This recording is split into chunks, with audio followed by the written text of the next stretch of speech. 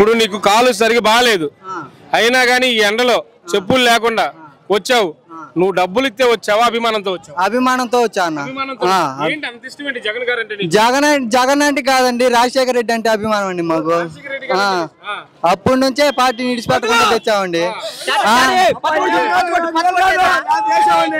రాదు పచ్చబొట్లు కూడా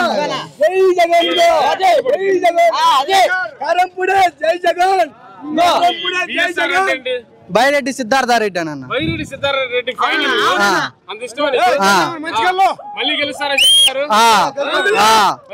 తిరుగు లేకుండా గెలుతున్నా 175కి 170 వస్తాయి.